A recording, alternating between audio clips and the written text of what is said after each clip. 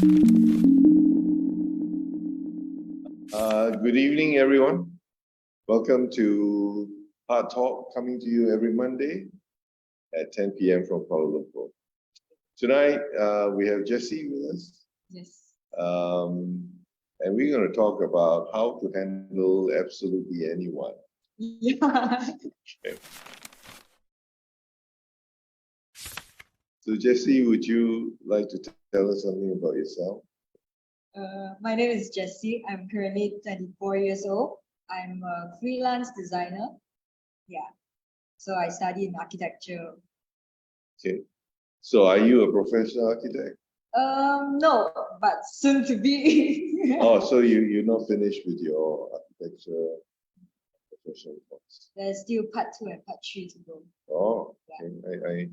I know that architecture takes a long time. Yeah. Yes. So,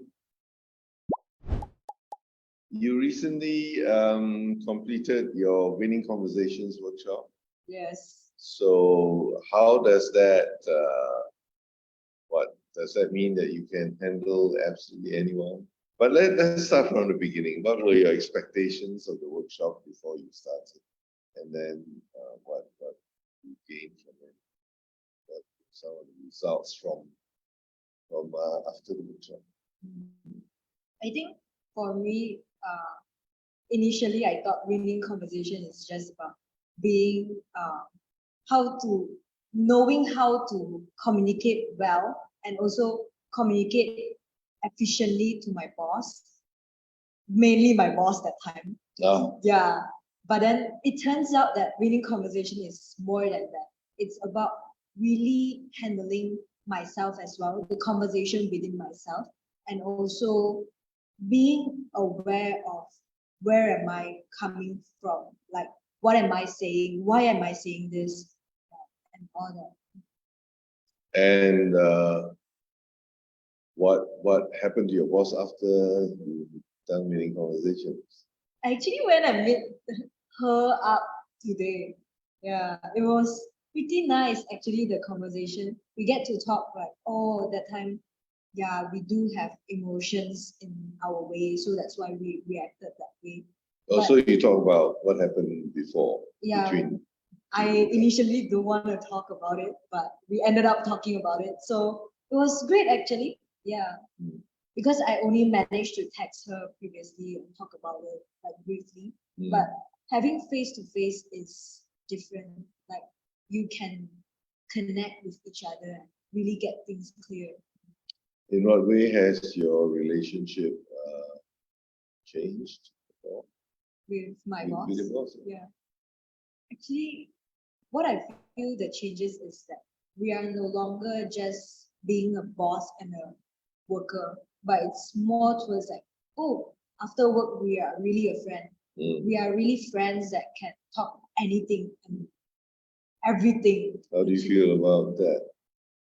I was quite shocked actually. I did not expect that because it's like typical Asian mindset. It's like she's the boss. Yeah, she's the boss. I need to respect her. I can't say anything like rude to her, but it was quite nice actually being honest to each other and just being direct. And the feeling?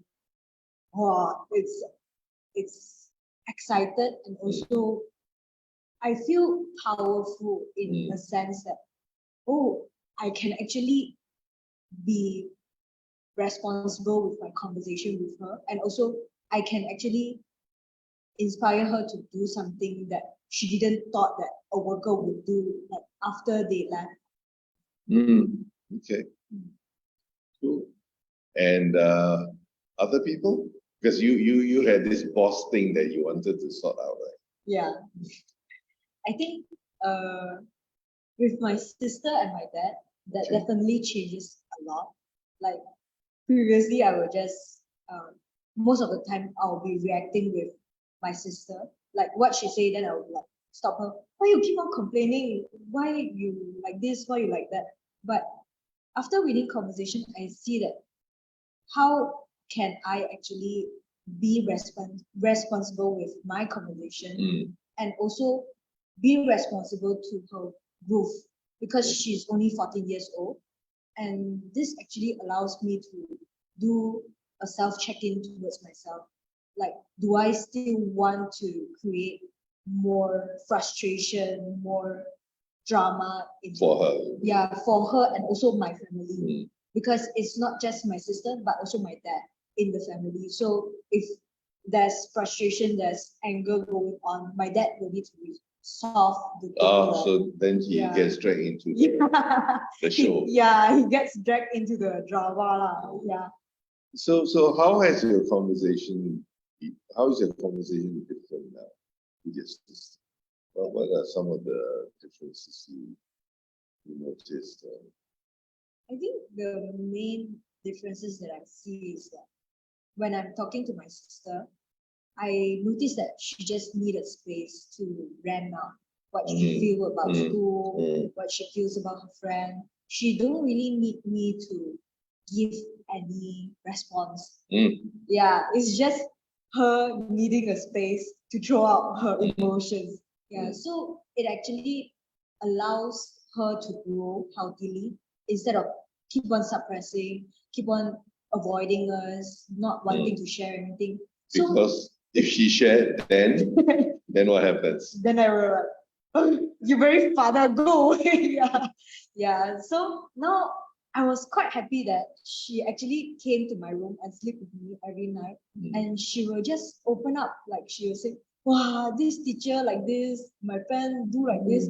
And sometimes it's not just about bad things. She actually likes to share about good things. I was surprised. Yeah. So she actually shared more about what makes her excited in school. So yeah, that's actually a good changes in my relationship with her. And how has that relationship changed? It become more intimate. It become intimate in a way.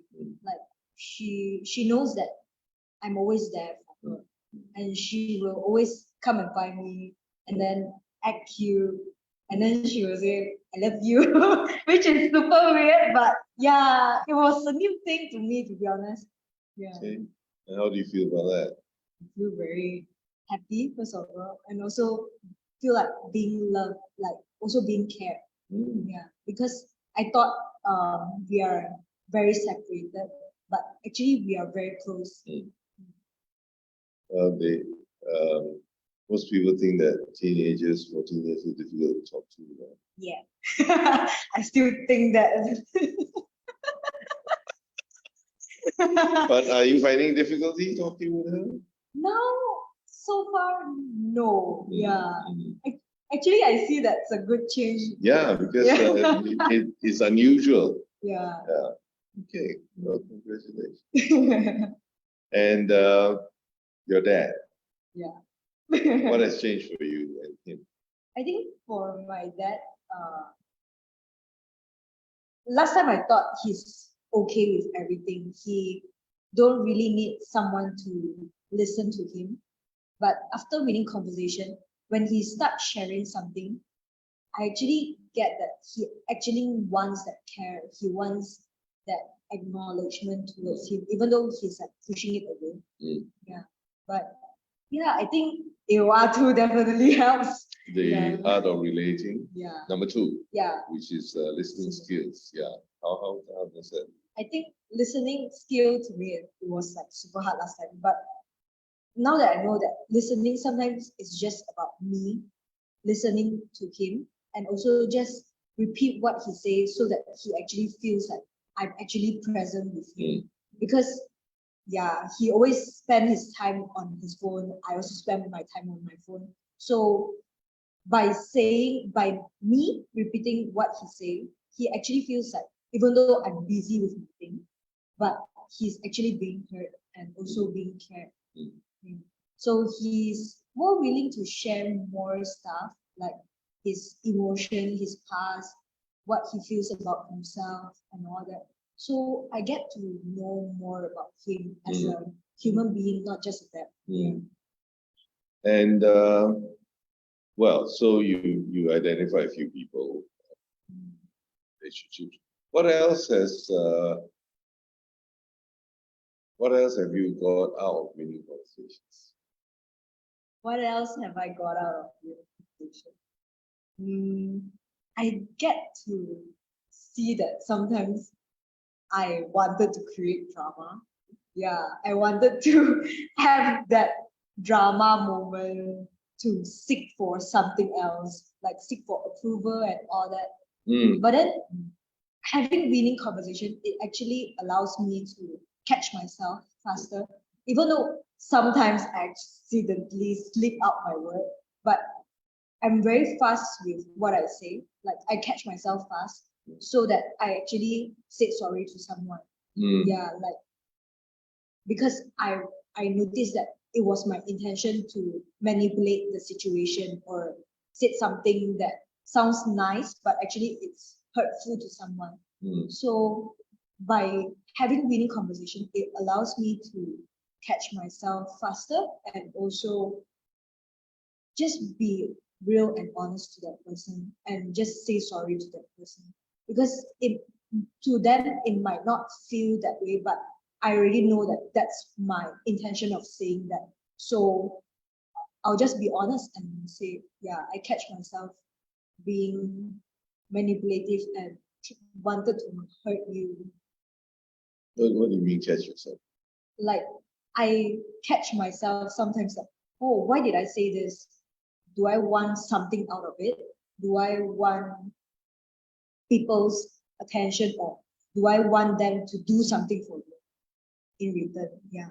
So it's a very fast moment. So yeah, but after that, I recall my conversation, what I said to that person.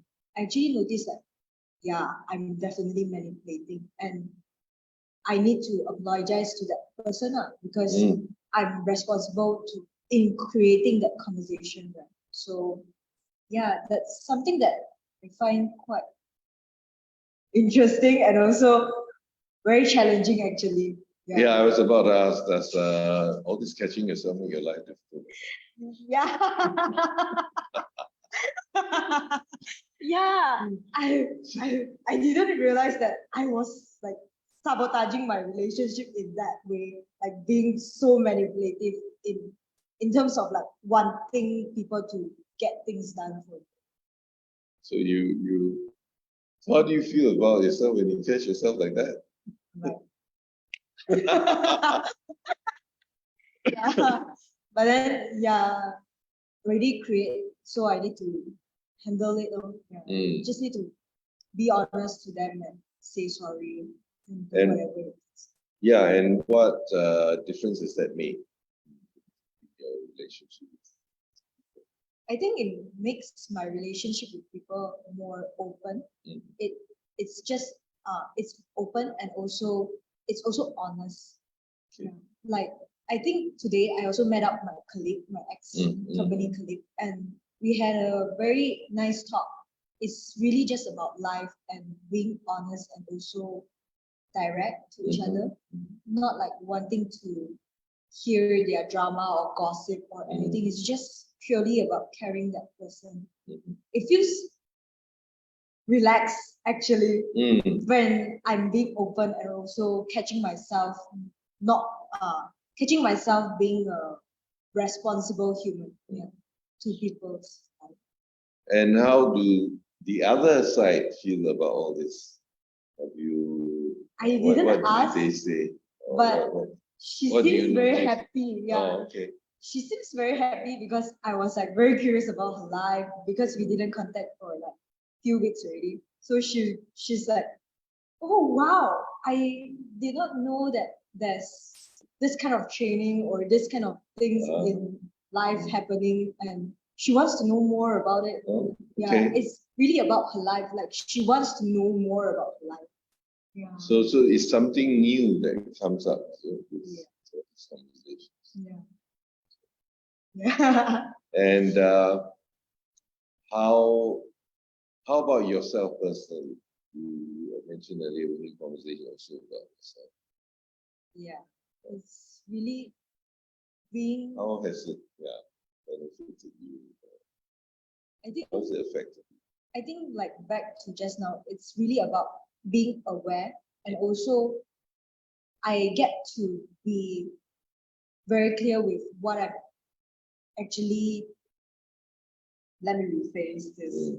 Yeah, it's more like I'm conscious with what I'm saying, and when somebody else they are actually having their emotions or they wanted to be righteous or other things, I get to stay with myself. Like I get to stay away from the drama that they actually wanted, so I don't get dragged into their story and all that. I don't get hooked easily into their scene. Yeah, maybe you can explain. You don't get dragged in, you don't get hooked. What would happen if you get hooked? What's the difference between being drawn in and not getting hooked? What's the difference? I think for me being hooked, there is one time that happened in the previous class. Yeah. I was like, I didn't know that I was trying to save my dad from having a fight with other people. So I jumped in and rescued him. Yeah, and wanted to get him out of the drama. But then in the end, I was in the drama. So it makes me feel very tired. Yeah. But now noticing where other people are coming from, I actually get to just be with myself and don't give them energy and don't say anything. I just look at them. Okay, so are you done? Yeah. If you're done, then okay. Bye bye. Yeah. And how do they feel about you doing that? It seems Well, the last conversation I have with that person, the person was like stunned, and she did not expect me to behave that way because she was like expecting me to like calm her down or like say something to comfort her, but I did not. So she was like shocked, and then she just ended the conversation. Yeah. she not upset. I think she's probably upset, but few days later, she came back and say sorry to me, and she noticed that she's in her emotion and she's being drama like in certain ways. Yeah. Yeah. So wouldn't it be a boring life for drama?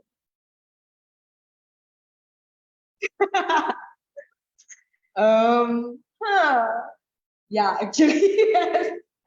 But I think it's also about creating more stuff, like creating love instead of drama. Because I'm very clear that if let's say, okay, if let's say I'm to create a drama, I also do that to my dad still. Yeah. So I always pattern him. I always say, wow, you so big already, still like that. Then it's like I want to create a drama, but then it's like I'm teasing him like in a very conscious way. So he's like, okay, I don't mind because it's not from my emotion. It's also not me wanted to being right in that situation. So he feel like, okay, it's fine. It's just a teasing moment. It's having fun. Yeah. So I see that drama doesn't need to be a bad way, but also it can be a good way. It's like just having fun in life. Yeah. So at least what you just said reassures people that winning conversation is not about being serious all the time, right? Yeah. Yeah, it's also having fun. Yeah. So how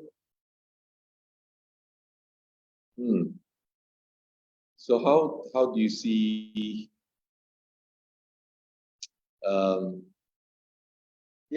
is this a permanent thing that that has come, the permanent change from winning conversation? How do you see it kind of like in let's say the years to come rather than days? I think years to come, it definitely will help me a lot in terms of communicating because I'm very clear with what I want and also what I want to create for that person in terms of experience or how they experience me as a human being. Yeah. But for now, I see that I still need a lot of practicing. Like I need to catch myself more and more, making myself tired. Yeah. Tired in a certain way. Yeah. But it's also about having fun, catching yourself like Alamak, why did I say that? Yeah. So, is reading conversations and all manipulative? Because you found it sounds like you have techniques and all that. What about the other person, the poor person who, the poor other person who doesn't have the same techniques as you? Or, it sounds like techniques. I would say it's not about manipulative. It's really about me getting clear why do I want to have that conversation with that person. It's really not about how I want that person to feel in a certain way. Like I want that person to do something for me, or I want that person to feel good about me. It's really about what I want to communicate with that person. Like what message do I want to get across? Yeah. So there's no like hidden messages or like suddenly one knife behind. Yeah. So it's just more being what is direct. direct, open, and And being authentic itself. good. Yeah. So reading conversation is safe, huh? Yeah.